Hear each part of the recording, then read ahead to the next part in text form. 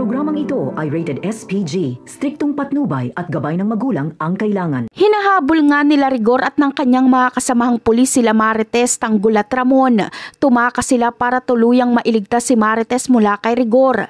Pero si Rigor ay hindi papayag na magtagumpay sila Tanggol. Gagawin niya ang lahat ng paraan para mapigilan sila at maharang ang kanilang pagtakas doon sa San Dimas.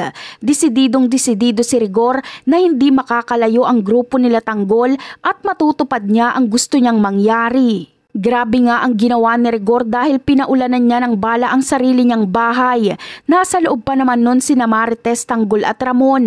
Wala na talagang pakialam si Rigor kahit marami ang madamay at walang pakialam si Rigor kung matamaan man ng bala si Marites. Ang tanging nasa isip niya ay ang mapatay sila Tanggol at Ramon. Handang-handa si Rigor na gawin ang lahat ng masama para lang matuldukan na ang buhay ng mag-ama at masiguradong hindi sila mananalo. Pero hindi naging madali para kay Rigor ang lahat ng ito. Habang umaasa siyang mabilis niyang matatapos ang lahat, iba ang nangyari. Dahil sa galing nila Tanggol sa pakikipaglaban, mabilis na naubos at nagsitumba ang mga kasamahang pulis ni Rigor. Isa-isa silang natalo at hindi na nakayanan pa ang bangis ng mag-ama.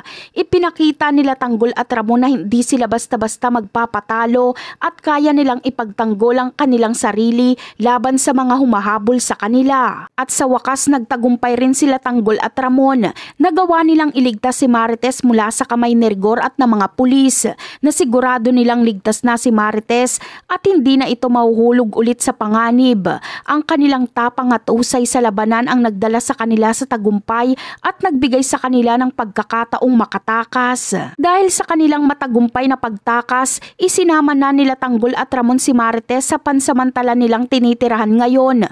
Doon muna sila magtatago at magpapahinga mula sa mga pangyayari. Sa wakas, magkasama na silang muli at ligtas na si Marites sa poder nila Tanggol.